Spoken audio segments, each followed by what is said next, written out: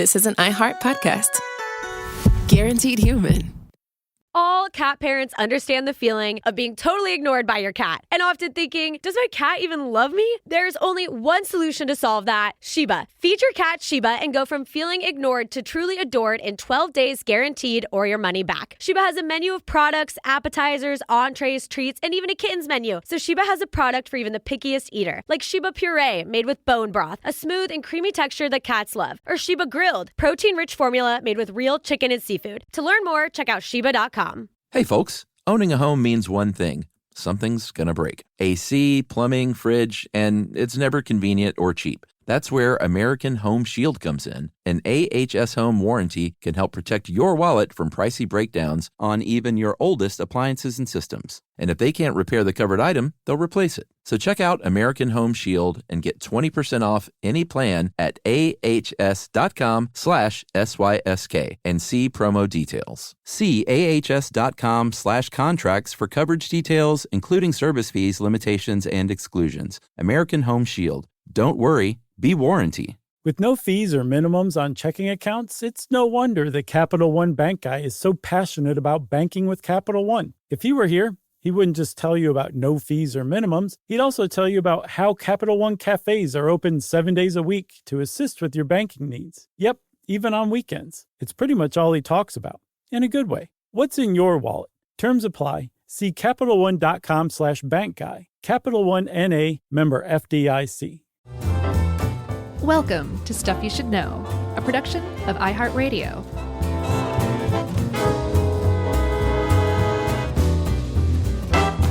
Hey, and welcome to the podcast. I'm Josh, and there's Chuck, and this is Stuff You Should Know about one of the more shameful chapters in U.S. history, and indeed medical history, I think you could say, too. Yeah, for sure. And by the way, if you hear weird noises, my immediate neighborhood is sort of crazy right now. What's going on? Well, I've got construction next door. I've got a lawn crew across the street, and they're also shooting a movie across the street. So it's just pandemonium is happening outside these sort of quiet doors. You know what I would call that? What? Shameful. Not like this No. episode, for sure. That was my attempt at a segue. Yeah, nice work. I don't know about that, but thanks. By the way, this one is a listener recommendation and a teenage listener. This came from Miles Kendrick, a 14-year-old. Nice, Miles. Great idea. Yeah, thanks for that. We're talking about what's called the Tuskegee Syphilis Experiment, or Tuskegee Syphilis Study. And the actual official name for it was the Tuskegee Study of Untreated Syphilis in the Negro Male. Yeah, that spells it all out, doesn't it? It does. The fact that there's an official title for this just really kind of goes to show you just how nefarious the whole thing was. And it was indeed a nefarious experiment, no matter, it doesn't really matter how you slice it. You can look at it any number of ways, and it always still washes out stinky.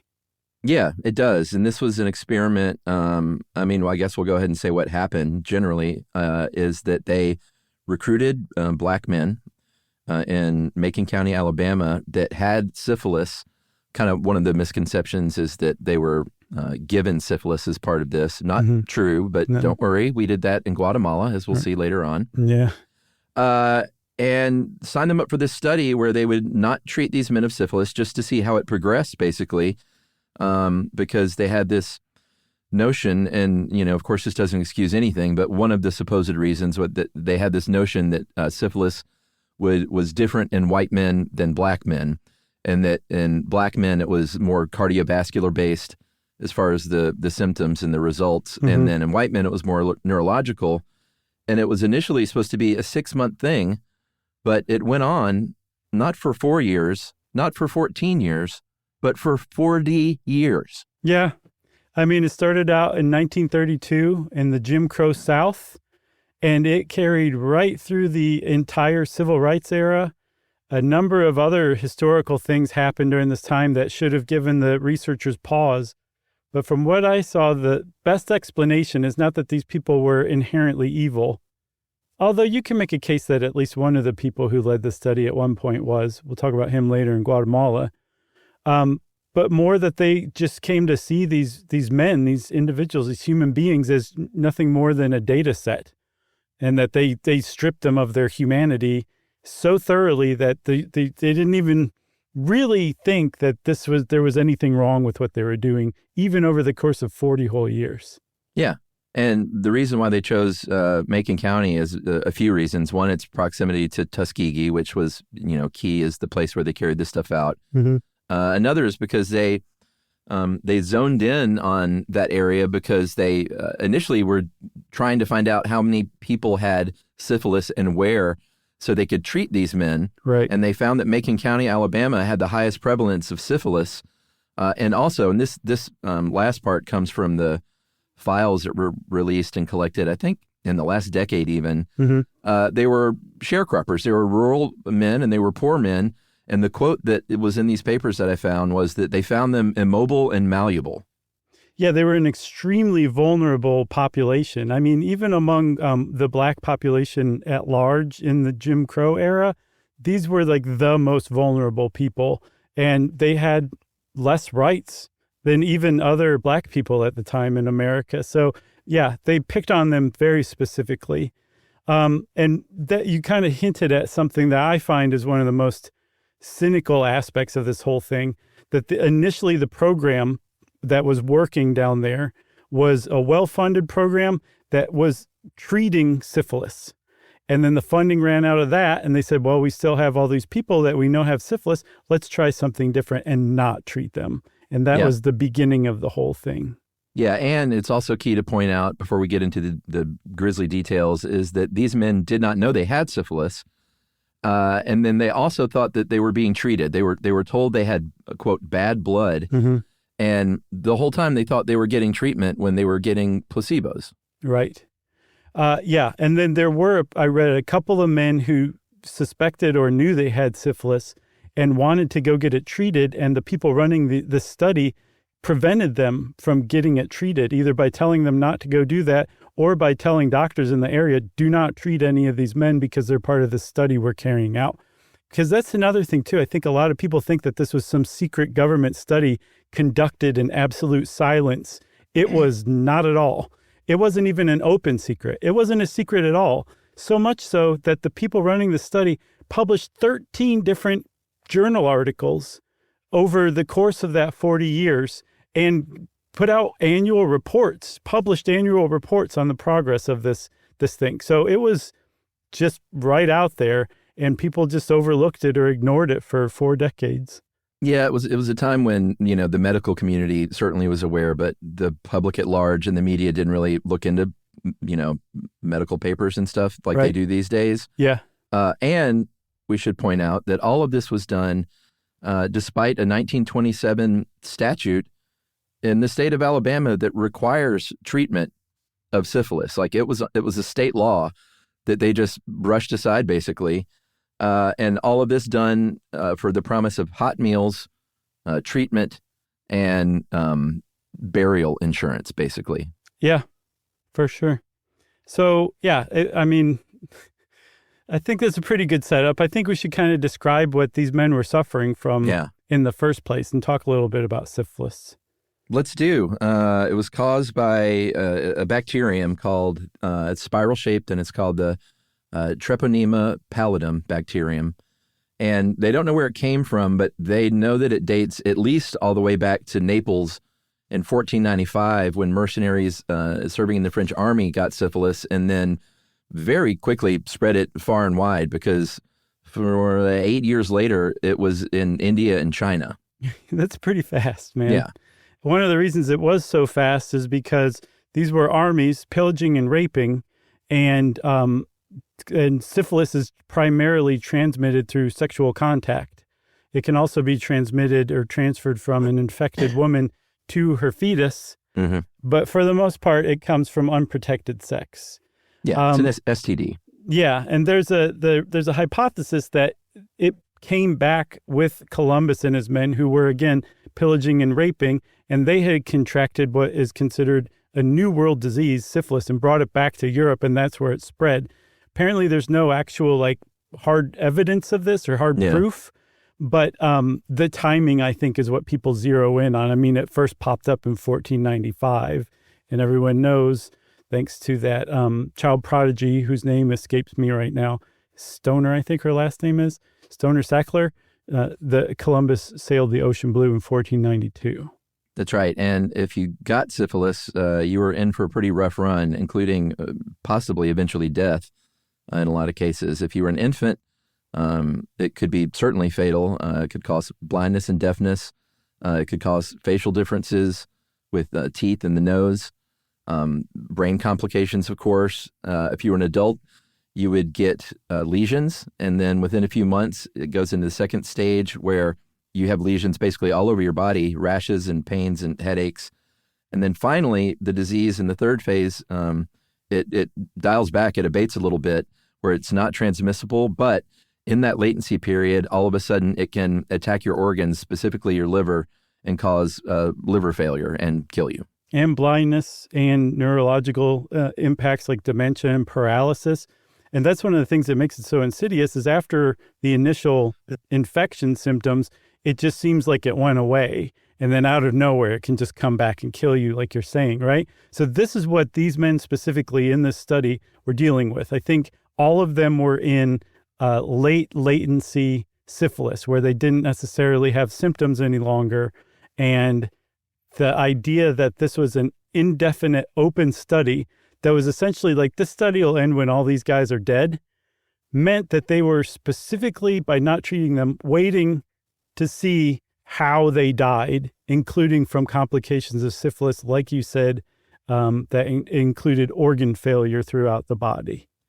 Yeah, and they ended up getting 399 men that were infected and then 201 that served as a control. And part of the recruitment involved a Tuskegee Institute nurse named Eunice Rivers, who ended up being a very vilified person because she was a black woman who helped recruit these guys. There was advertisements by word of mouth in churches and stuff like that. And she was co-authored on 2 of the 13 papers and, of course, was vilified for this, for doing this to men from her own race. But it seems like she knew what was going on, but she really believed what she was being told by the Public Health Service, that black men, it progressed differently in them than in white men. And that's sort of the basis of what they were trying to root out. I saw that she also reasoned it that at least these sharecroppers were getting treatment that they otherwise couldn't have afforded. Which was no treatment. Exactly. And hot meals too. Like that was, it started during the Depression. Hot meals was such an incentive that people would submit to medical experiments for them. So that was it's easy now to overlook how important that was, but that was a big deal sweetener for them. Yeah, and penicillin was something that they had been searching for something like penicillin for a long time, especially in Germany. They were looking for, they called it a magic bullet that would, kill the microorganism, kill the bacteria without harming the cells that it was infecting. And from 1910 on, they had some stuff that kind of worked, something called, oh boy, here we go, arsphenamine, yeah? Arsphenamine? That's what I was going to go with. Nice work.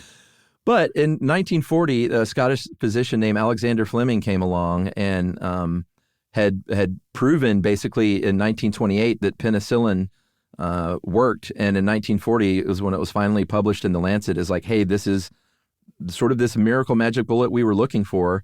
And, 1940 is kind of squarely in the middle of this study, yet they didn't use penicillin still to heal these guys. No, the fact that a treatment, because before that treatment was really bad for you, they would, people had been using mercury to treat it since about 1500. And then that arsphenamine was a type of arsenic, I think you said. So it might not have worked.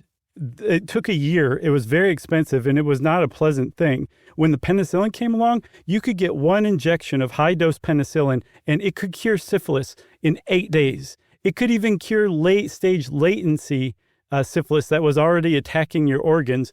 It could at least cure the syphilis. It wouldn't reverse the organ damage. So the fact that they knew that this existed I read the Public Health Service was instrumental in developing penicillin as a treatment for syphilis. So it's not like the Public Health Service hadn't heard that penicillin worked. That is one of the more damning points. Like there's no defense that they could offer that would justify withholding penicillin since they knew it worked. And the study went on for 31 more years after that? Yeah, I mean, I don't think anyone ever contended that it was on the table like, hey, we have a cure, now it's going to stop, because that's not what they were after to begin with. No. And in fact, there were quotes from people later on who were involved and tried to defend it. That was basically like, yeah, we had to actively make sure that these guys didn't get penicillin from other doctors who didn't know about the study for things like colds or whatever, because they would accidentally cure the syphilis. Like yeah. That's the links that they went to. Like the penicillin was an enemy to this study, essentially, is how they thought of it.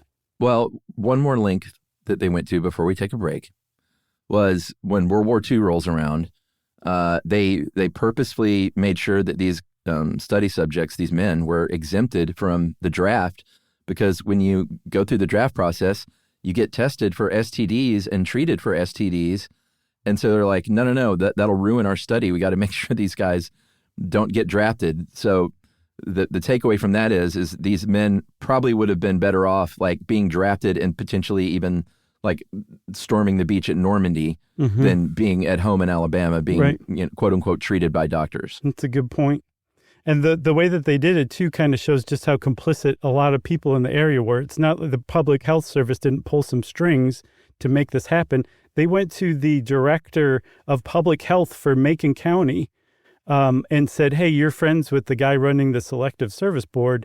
Why don't you, make sure that this works? And he did. He pulled the right strings and he made it happen. But so there were a lot of people who came together to make this happen and to prevent these men from getting their syphilis treated one way or another.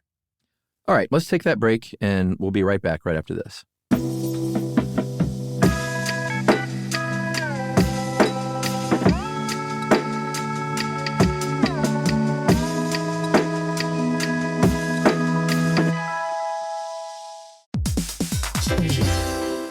Hey, everybody, here's a fact for you. In the United States, there is a break-in every 26 seconds, and that means that somewhere right now, an intruder is getting closer. And the problem with most security systems is that they only alert you after the break-in has started, and that's too late. Well, that's what makes SimpliSafe different. They use alerts. SimpliSafe's U.S.-based live agents, they identify threats on your property and help deter them before they actually break in. So the intruder never gets into your house. The crime is stopped before it even starts. That's right. And another great thing about SimpliSafe is they have no long-term contracts. They give you peace of mind and great value with their monitoring deterrence plans, because they just start at about $1 a day. Yeah, SimpliSafe sent us a setup years back, and I still use mine every day. Yeah, and apparently setup, you can do it by yourself in under 30 minutes. So it's a really good value, and it doesn't take long. So if you want to experience the SimpliSafe peace of mind, you can take advantage of the SimpliSafe discount offered to Stuff You Should Know listeners. Right now, you can get 50% off your new system by visiting simplisafe.com/stuff. That's half off at simplisafe.com/stuff. There's no safe like SimpliSafe.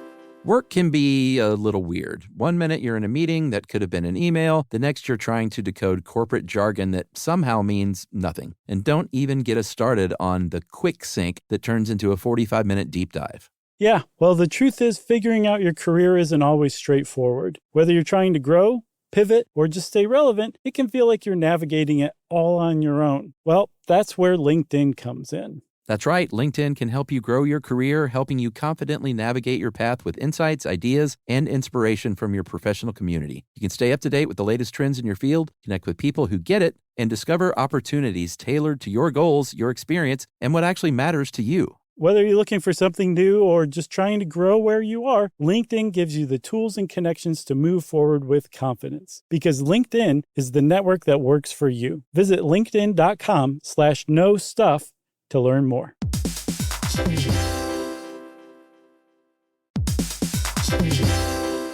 Hey everybody, we're here to talk to you about Wayfair, who believes that spaces should be functional, they should be comfortable, they should be well-designed, and they can be well-designed by you with their help. Your updated space should feel more comfortable, inviting, and practical for everyday use. And we're talking about outdoor seating. We're talking about grills. We're talking about major appliances. If you need storage solutions, Wayfair can help you out. Patio lighting, rugs, decor. It is your one-stop shop for home. Yeah. I mean, it's getting nice out, so it's time to think about living outdoors for the next few months. And Wayfair knows that outdoor furniture, it's heavy, it's intimidating to assemble. So Wayfair has stepped in and said, we're going to handle the hard part so you don't have to. That's right. You can shop Wayfair Verified, your shortcut to the good stuff. And that means their team of product specialists are going to vet everything by hand using a 10-point inspection, testing things like, quality materials, functionality, and features, and even how long it takes to build that piece of furniture. And the overall experience save time, reduce hassle, and improved convenience. Patio season is here, and these deals won't last. So head to wayfair.com right now to get your outdoor space ready for way less. That's WAYFAIR.com. Wayfair, every style, every home.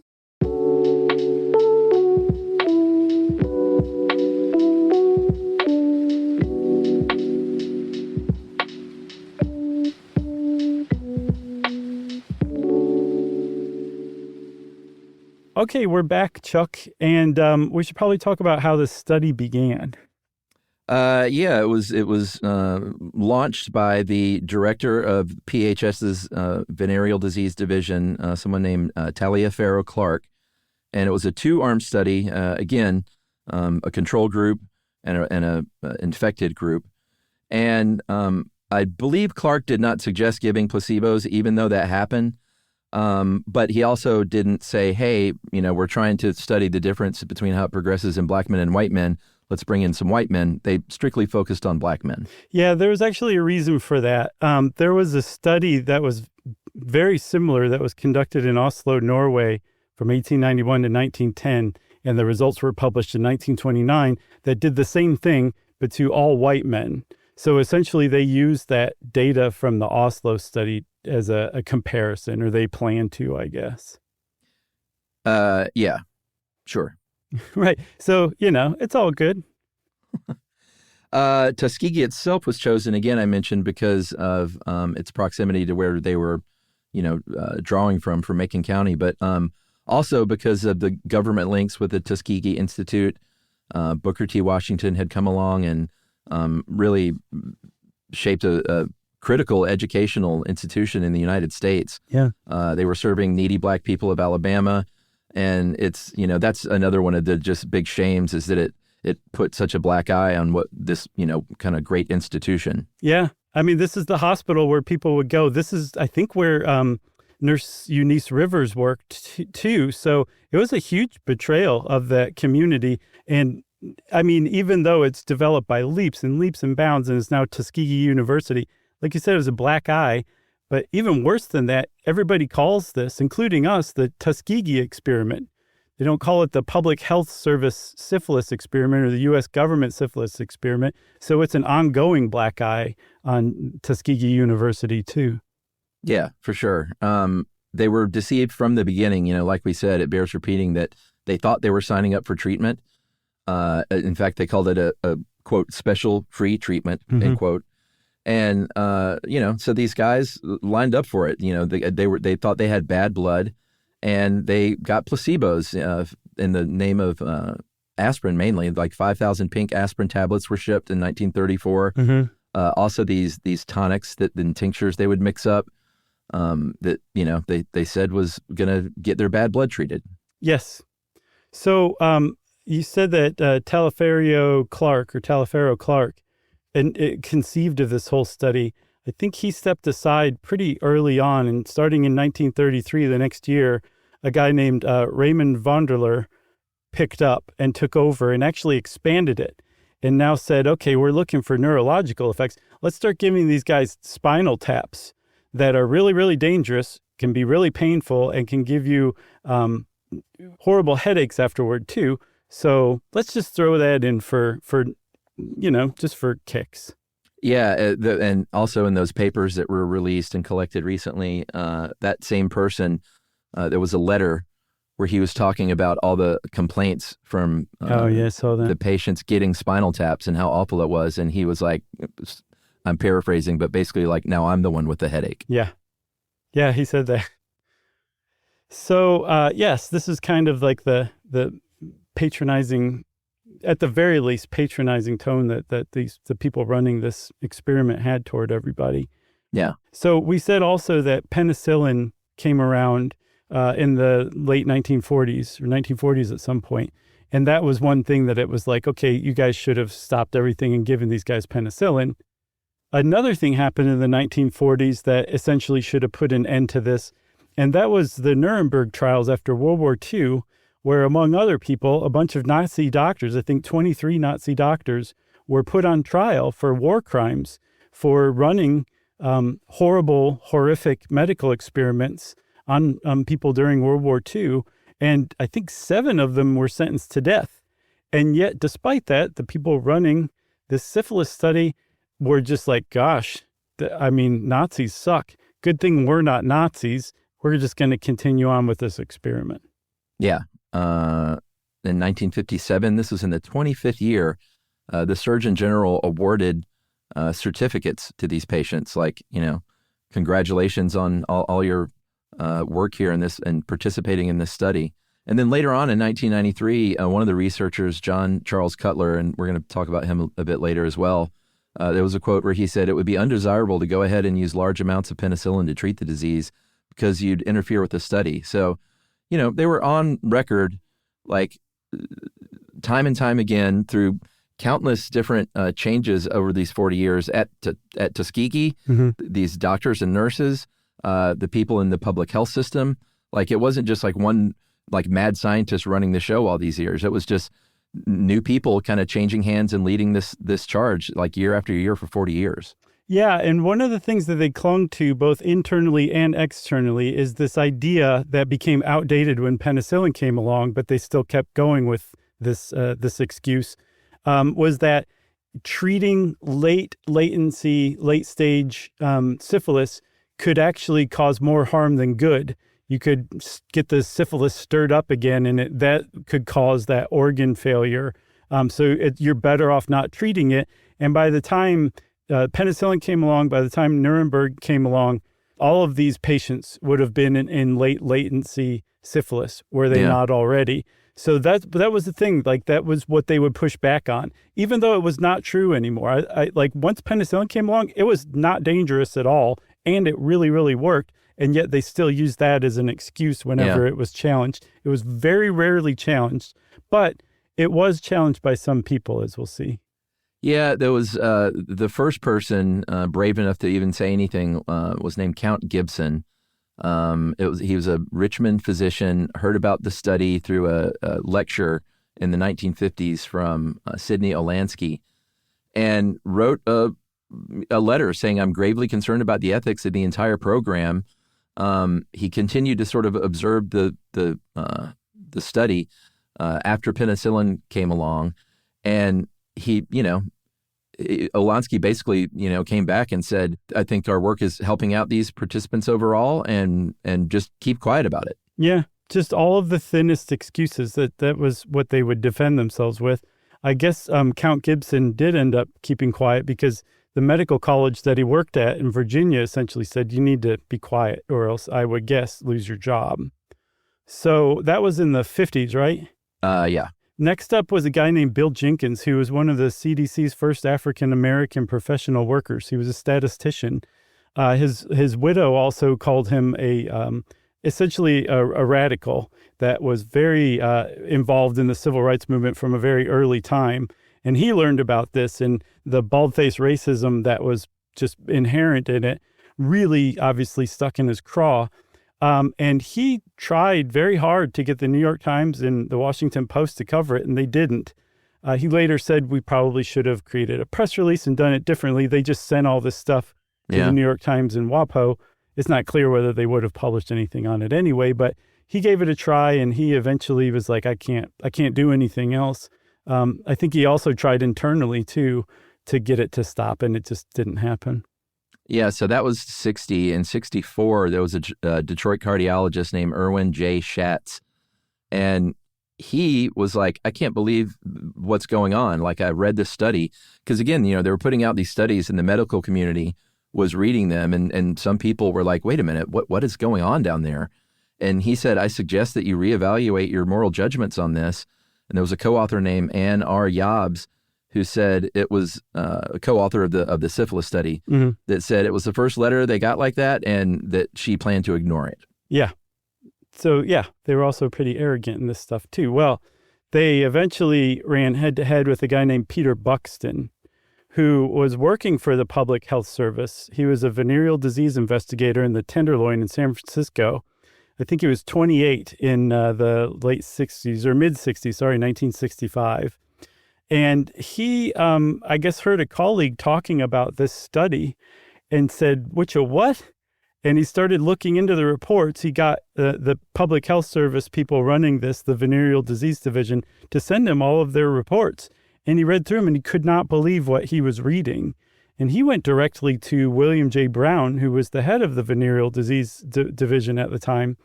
And he said, like, what are you doing? You stop this. This is a horribly unethical study. I can't believe you guys are doing this. And William J. Brown said, no, it's all good. These guys are getting medical care that they otherwise wouldn't. And by the way, did we say it's dangerous to treat people with late-stage syphilis? And I'm sure Peter Buxton said, no, it's not. And William Brown said, yes, it is. And it just went like that for a while. Well, they also responded that, hey, this is political dynamite. And a 1969 review said it was a hot potato. So, like, they knew, like full well at this point that it was morally and ethically wrong and racist, and that, like, if this got out, like, this has started when they kind of internally started talking about, hey, if this got out, this would look really bad. Before this, I don't even think they even thought about it. But Buxton would end up being a whistleblower. He would send his files to the AP, and an AP reporter named Gene Heller wrote an article that ended up being published in the New York Times, and that was in 1972, 7 years after Buxton first started looking into it, and that's what finally blew it wide open. Yeah, and I saw that despite being aware that this could look bad for the Public Health Service, I think now the CDC, the people involved in the study were really surprised and taken aback by the public outrage that erupted immediately from this article. I mean, because it was AP, that meant all of the newspapers across the country carried it, and a lot of them put it on their front page. So everyone all of a sudden knew about this horribly unethical racist study, and it came to a screeching halt. Boy, that sounds like a great time for a break. Yes. You can't throw on the brakes without taking a break. That's our motto. Yep. We'll be right back.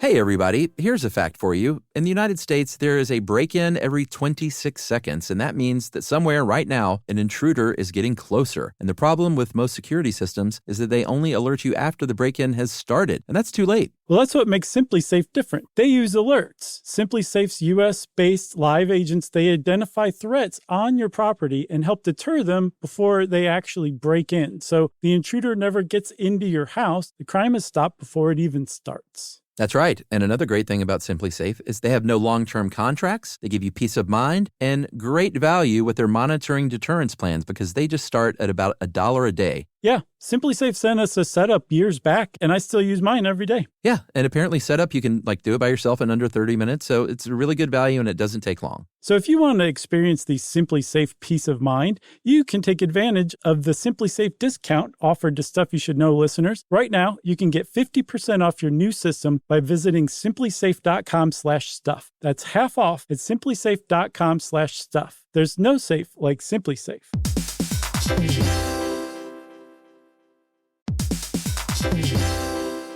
Work can be a little weird. One minute you're in a meeting that could have been an email. The next you're trying to decode corporate jargon that somehow means nothing. And don't even get us started on the quick sync that turns into a 45-minute deep dive. Yeah, well, the truth is figuring out your career isn't always straightforward. Whether you're trying to grow, pivot, or just stay relevant, it can feel like you're navigating it all on your own. Well, that's where LinkedIn comes in. That's right. LinkedIn can help you grow your career, helping you confidently navigate your path with insights, ideas, and inspiration from your professional community. You can stay up to date with the latest trends in your field, connect with people who get it, and discover opportunities tailored to your goals, your experience, and what actually matters to you. Whether you're looking for something new or just trying to grow where you are, LinkedIn gives you the tools and connections to move forward with confidence. Because LinkedIn is the network that works for you. Visit linkedin.com/know stuff to learn more. Introducing the all-new Mazda CX-5, featuring more connection. Hey Google, where's the nearest Pilates class? Safety that has your back. More discovery on the scenic routes. More passion in the details. And more control in changing weather. The all-new Mazda CX-5. More to move every side of you. See it in 5 films at mazdausa.com/5sides. Google is a trademark of Google LLC. Sequences shortened and simulated.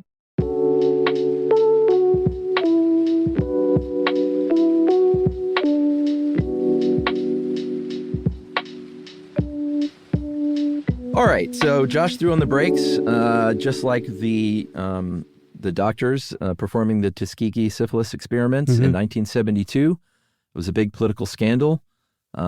Senator Edward M. Kennedy of Massachusetts called congressional hearings. Buxton testified there, of course. And in 1972, kind of late 1972, an ad hoc advisory panel said, "You got to stop this study. It's pretty clear. It's ethically unjustified," was the quote, and it results in, quote, "disproportionately meager compared with known risks to the human subjects involved." Yeah, and I mean, when they started to look into it, they were like, this study's not even particularly scientific. And one of the big things I saw was in an episode of a podcast called Distillation by the Science History Museum. And they were basically saying some of these guys did accidentally get treated with penicillin. Other guys in the control group accidentally contracted syphilis. And so they would just take them and be like, okay, you're in the control group now because you got treated accidentally. You caught syphilis accidentally. You're in this untreated group. They would just shuffle people around. It was not a very well-run study considering how much time and effort was put into it.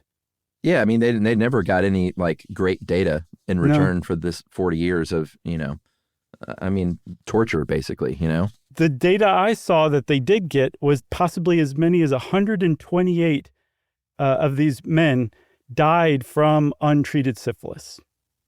Yeah. Like, that's the bottom line here. They would not have otherwise died because penicillin is so effective. They died specifically because they were participants in this study. And that is that. There's no other way to put it. Yeah. I mean, if you remember in 1997, I remember when this happened, President Clinton invited, at the time there were 8 living survivors of the experiments, to the White House to offer, the formal apology, and said it was like a clearly racist, shameful thing that you endured. And this was after a legal settlement. There was a $10 million legal settlement and benefit program. At the time, I think when it ended, 70 men who had not received treatment were still alive, and the survivors got $35,000. Their heirs got $15,000 from a class action lawsuit.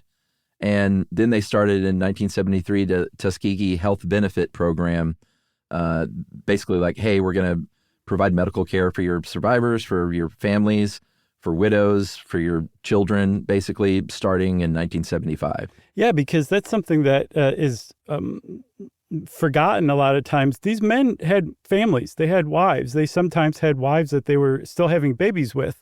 So like their spouses and their newborn children were at tremendous risk of contracting syphilis because they were in this untreated program. So free health care for the life of them, their spouses, and their children seems like step one, the most basic thing that you could do, Yeah, and the effects of this were devastating, certainly to those families and to the men who participated and died, and even the ones who didn't. But an ongoing effect has been felt, even today and since then. They've done studies and found data basically that all but proves that the Tuskegee experiments had a negative effect on African Americans in the United States not trusting doctors, not trusting nurses, not trusting the medical establishment at all, and not seeking treatment and having negative health effects because of this. And they've basically proven it because it's even more localized. Like the closer you get to Macon County, the more the data has proven that people did not trust doctors. Yeah. And that's another moniker that I'm sure Tuskegee University is not happy about. It's called the Tuskegee effect. Yeah. One of the pieces of datum that I saw that really kind of caught my eye was that Black men in America seeking out professional medical help dropped by 22% in the 4 years following when the news of this story broke. So it had a pronounced effect.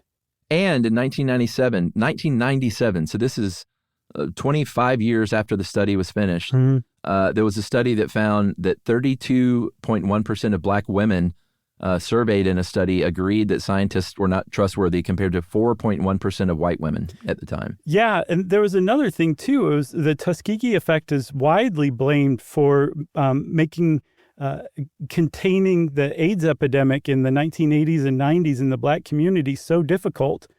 And a 2021 study found that 27.7% of the people, the Black Americans surveyed, found that they believed the government created AIDS to essentially carry out a genocide against Black Americans. Yeah. That's the level of distrust that came from Tuskegee. But there's a historian who knows all about this. Her name's Susan Reverby, and she was on that distillation podcast episode. And she essentially said, that's true, but pinning all of this on the Tuskegee experiment ignores all of the structural racism that is still going on. Yeah. That is like current and is keeping the whole thing fresh in the minds of Black Americans, because it didn't just happen once and they lost trust. It happens again and again and again every day, essentially, to Black Americans when they seek health care in the United States. Yeah. Tuskegee just kind of put a bow on it, you know? Yeah. So, of course, things changed in the medical community and you know, sort of ethics control after this. After 1972, Congress and the National Institutes of Health changed rules of just, you know, humans participating in studies and experiments, obviously requiring informed consent for stuff like that, peer review of not the results, but the study's design. Like before you can even go out and get into this and launch a study or a experiment like this, it has to be peer reviewed and okayed. And then in 1974, the National Research Act was signed into law, resulting in kind of a laundry list of regulations and standards in the wake of Tuskegee. What's crazy is this is the 70s, and it took the news of this experiment for the United States to officially adopt informed consent for medical experiments, despite the Nuremberg Code that basically said if you're running a medical experiment anywhere in the world, your patients need to be fully informed and give informed consent in 1947. So I just found that awful that it took so long for the U.S. to formally adopt that.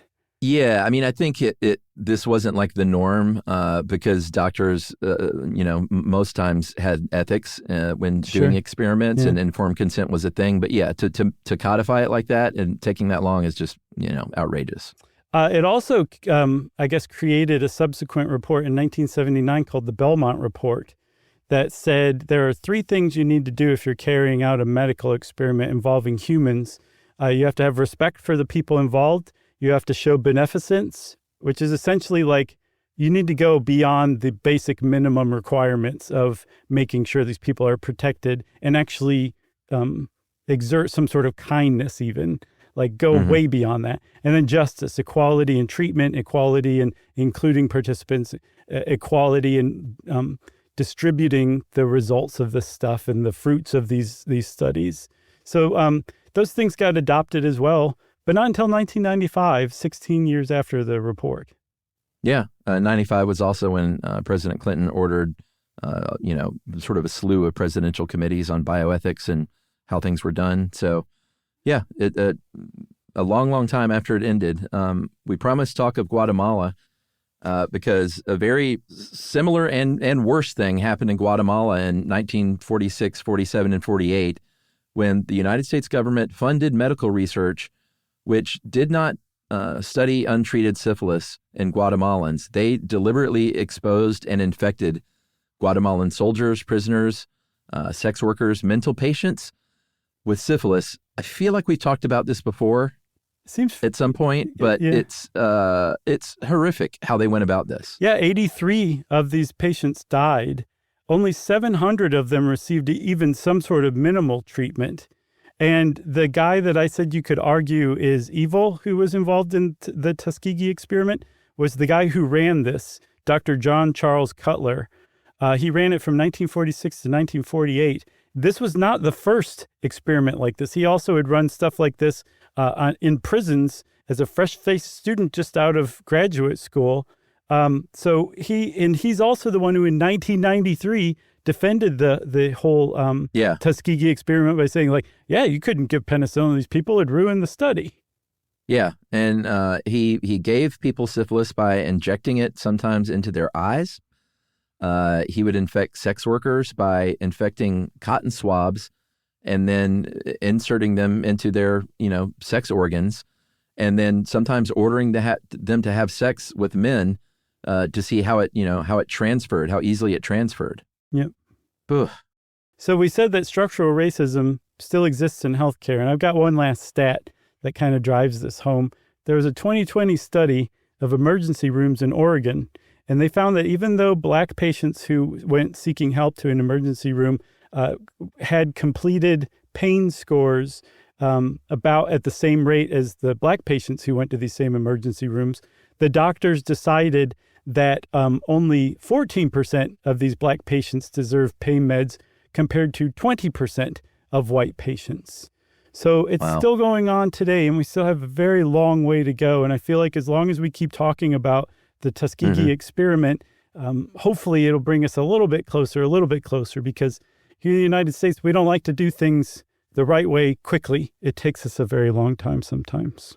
Yeah, and I'm not getting on a soapbox, but it's important to tell these stories now because stories like this are actively being scrubbed from places like the Smithsonian, and it's not, you can't ignore your negative history as a country and learn anything about your future as a country. For sure. We should put that on a T-shirt, Chuck. That's a little birdie. Well, Chuck just gave us a great new T-shirt idea, everybody, whether he likes it or not. So that means it's time for listener mail. You know what? Let's not do listener mail. We haven't done this since I feel like the early years. I feel like we should put out a call to help grow our show a little bit. We've just kind of been on coast forever as far as like saying, hey, like tell your friends about this, but let's do this. And you tell me if you approve. And if not, we'll just erase all this. Okay. But I charge every listener who loves stuff you should know, find your favorite episode ever, whether it's ballpoint pens or the Muppets or the time the Nazis invaded Florida. D.B. Cooper. Like D.B. Cooper, like whatever your favorite stuff you should know episode is, and send it to 3 friends and say, hey, check this show out. I think you'll like it. And that would help us out. We're always looking to, grow the show and expand to new audiences who have never heard of us, even after 17 years. So it really helps us out, and we would really appreciate it. Very nice, Chuck. I think that was great. I don't object to that at all. Fantastic. Well, like Chuck said, go forth and spread the gospel of stuff you should know. And in the meantime, if you want to send us an email, you can send it off to stuffpodcast@iheartradio.com. Stuff You Should Know is a production of iHeartRadio. For more podcasts from iHeartRadio, visit the iHeartRadio app, Apple Podcasts, or wherever you listen to your favorite shows.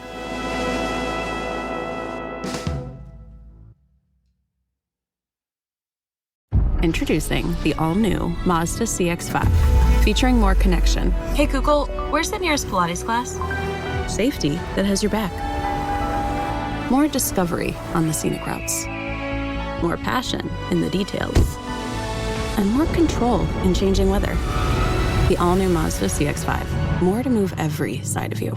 See it in 5 films at mazdausa.com/5sides. Google is a trademark of Google LLC. Sequences shortened and simulated. When it comes to small business, people want to talk to people, not bots, not voicemail. Your customers or clients want a real human connection. And that's exactly what they get with Ruby. Ruby is the virtual receptionist company that takes care of your callers when you're unavailable, in the middle of something, or just don't want to pick up. They can answer, screen, and transfer calls, as well as take messages, collect payments, book appointments, and more. All while saving you time and making the people you serve feel special. It's available 24/7, 365 days a year, and is 100% based in the U.S. See how it works at ruby.com, or better yet, give them a call at 844-900-RUBY. Geico presents a 30-second podcast between your podcast.